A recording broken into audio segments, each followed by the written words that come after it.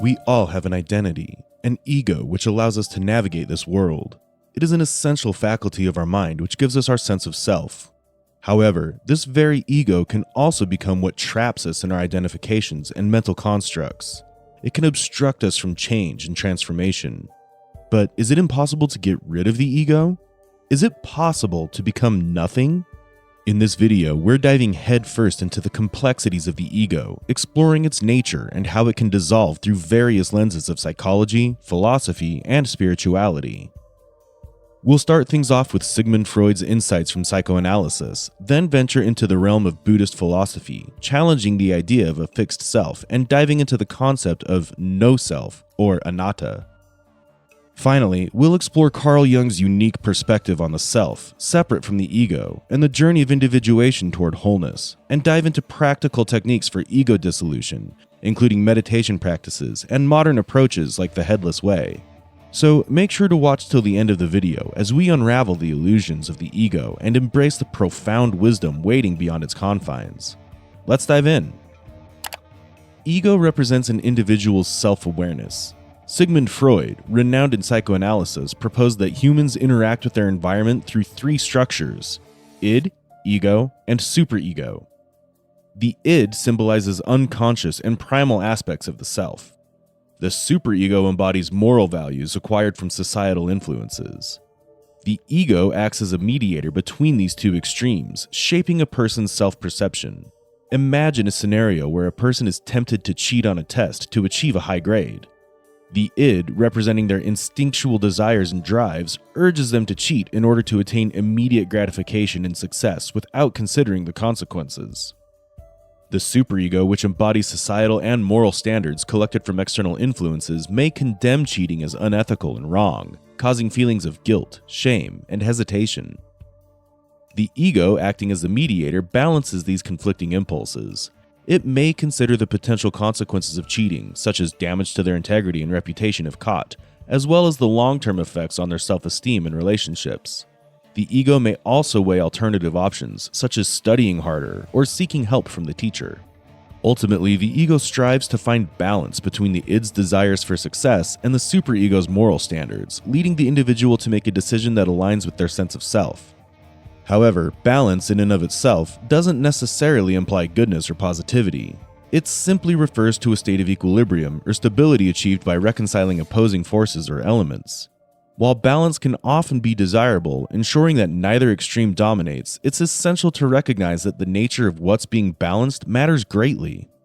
In the story of Icarus and Daedalus, Icarus and his father, Daedalus, attempted to escape from imprisonment by constructing wings made of feathers and wax. Daedalus warned Icarus not to fly too close to the sun as the wax would melt, nor too close to the sea as the feathers would become waterlogged.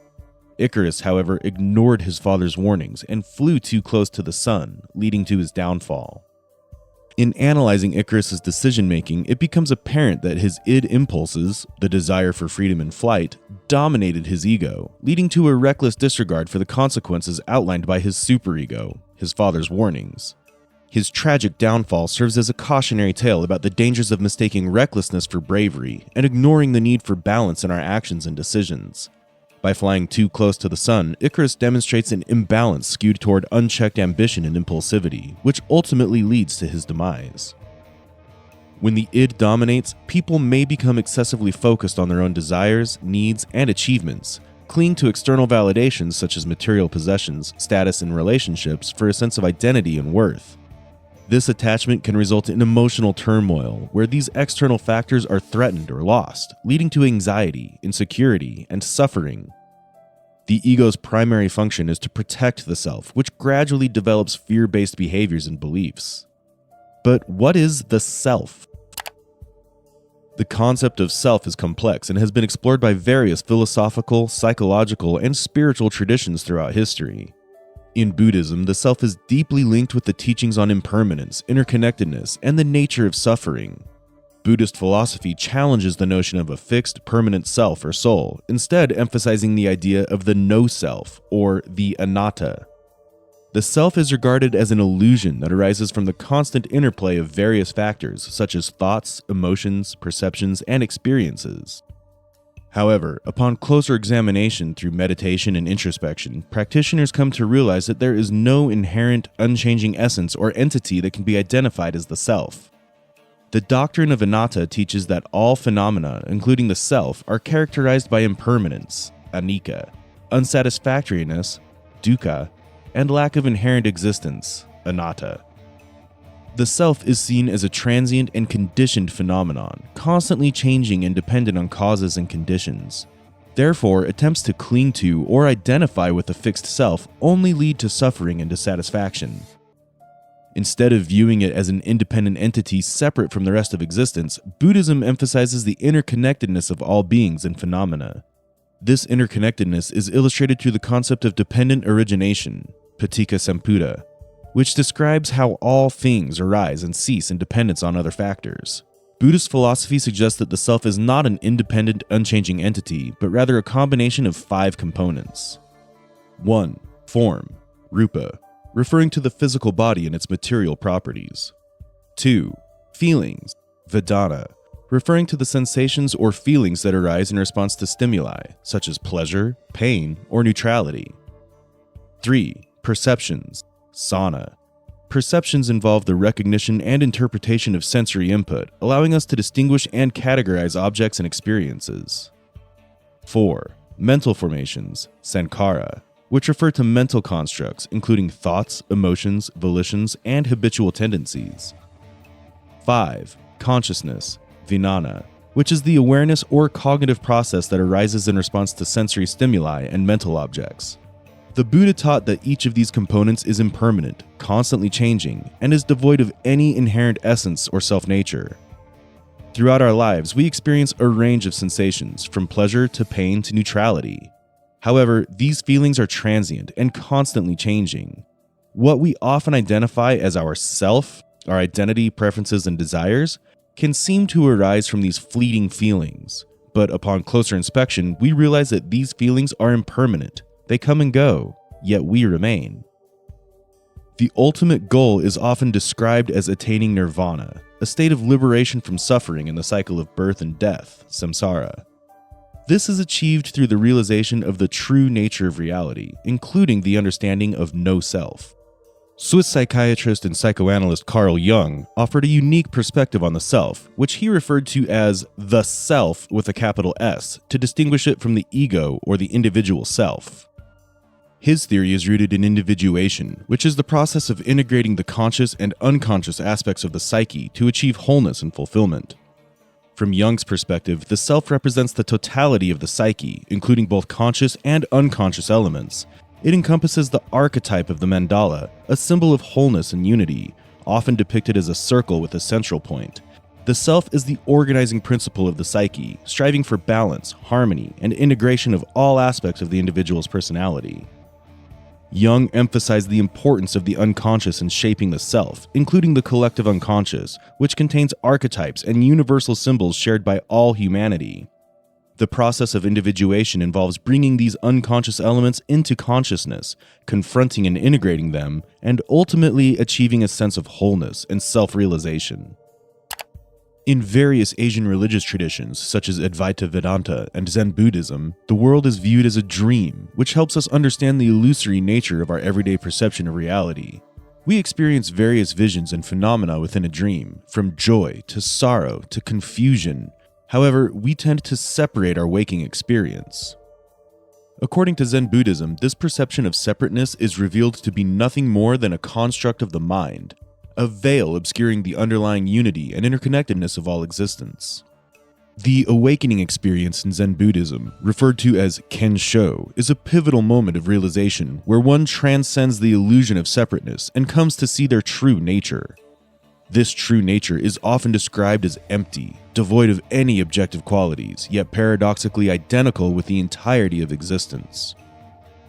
Wei Hai, an esteemed Zen master from the 8th century, describes this true nature as shapeless, colorless, limitless, and motionless, a void that encompasses all things. Traditionally, the path to achieving Kensho is done through intensive meditation practices guided by experienced teachers. However, within the Zen tradition, there exists a belief in spontaneous awakening, a sudden and direct realization of one's true nature without the need for prolonged meditation. This suggests that enlightenment is not bound by time nor effort, but can manifest spontaneously when conditions are ripe. One modern method that exemplifies this approach is known as the Headless way, developed by the English philosopher Douglas Harding. The essence of this method lies in radical empiricism, the direct observation of one's immediate experience without the filter of conceptual thought. Harding invites practitioners to notice the simple fact that they cannot see their own head. Instead of perceiving from within a head, there is a gap, an absence of any distinct boundary between oneself and the surrounding world.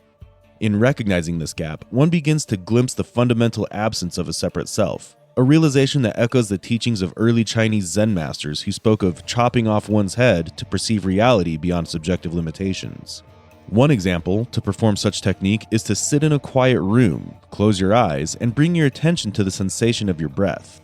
As you continue to focus on the breath, you may notice thoughts arising in the mind, plans for the future, memories of the past, or judgments about the present moment. Instead of getting caught up in these thoughts, you gently redirect your attention back to the breath, allowing the mind to settle into a state of quietude. As you deepen into this state of stillness, you suddenly become aware of a subtle shift in perception. The boundaries between yourself and the world around you begin to dissolve, and you feel a sense of expansiveness, a boundless openness that defies explanation. In this moment of clarity, you realize that the self you've always taken to be me is just a fleeting construct, an ever-changing collection of thoughts, emotions, and sensations. And in the absence of this self, there is only one pure awareness, a luminous presence that permeates all of existence. This experiential glimpse into your true nature, the headless void that lies beyond the confines of the ego, leaves you feeling profoundly transformed. You realize that the sense of separation you've always felt from the world was just an illusion, a dream from which you finally awakened. And in this awakening, you discover a newfound sense of freedom, a freedom to be fully present with whatever arises, knowing that ultimately there is no separate self to protect or defend. In this way, the Headless Way is a contemporary expression of the ancient wisdom teachings of Zen Buddhism, a direct path to awakening that transcends the limitations of conceptual thought and opens the door to a deeper realization of our true nature as boundless, empty, and interconnected. The journey of ego dissolution is not without its challenges. The ego often fears losing its sense of identity and individuality, leading to resistance towards letting go. To overcome this, it's essential to practice self-compassion and gentle self-inquiry. Recognizing that ego dissolution entails a shift towards a deeper and more expansive understanding of selfhood, he may actively resist the dissolution process by clinging to familiar patterns, beliefs, desires, and security in familiar structures and routines, resisting the uncertainty and vulnerability. In our quest for understanding and meaning, we often find ourselves grappling with contradictions and opposing forces within ourselves. Yet, it is within these paradoxes that we discover the true essence of our being and the path to ego dissolution and healing. Paradoxes are the water of life we desperately need in our modern world, yet they often evade our grasp as we seek solace in the familiar and the known. However, the treasures of wisdom and enlightenment lie hidden in the most unlikely places. Contradiction brings the crushing burden of meaninglessness, while paradox offers a powerful embrace of reality. It invites us to transcend the limitations of our ego and embrace the full spectrum of human experience. Every aspect of human existence can be expressed in terms of paradox, day and night, masculinity and femininity, activity and rest. It is through embracing these paradoxes that we make a leap of consciousness, transcending the confines of our ego and expanding our awareness to encompass the fullness of life. Religion, philosophy, and psychology alike offer guidance on navigating the paradoxes of existence. From Kierkegaard's leap of faith to William Blake's integration of light and dark, we are reminded of the necessity of reconciling opposing forces within ourselves. The concept of Unus Mundus, Latin for one world, the notion of a unified reality that underlies the diversity of this physical world. In Jungian, which represents the interconnectedness of all things and the underlying unity of the cosmos. The individuation process involves recognizing and embracing this unity, transcending the boundaries of the ego and connecting with the deeper layers of existence. As we wrap up, we've established that the ego is not a fixed entity, but a transient illusion, and through our exploration, we've glimpsed the interconnectedness of all existence. We've learned that true liberation lies in recognizing the impermanence of the self and embracing the journey of self-discovery and integration. So as we bid farewell, let's carry forward the wisdom gained, continuing our journey toward wholeness and enlightenment. Remember, the path to ego dissolution is not without its challenges, but with self-compassion and gentle inquiry, we can transcend the limitations of the ego and embrace the boundless nature of our true selves. Thank you for joining us on this profound exploration. Until next time.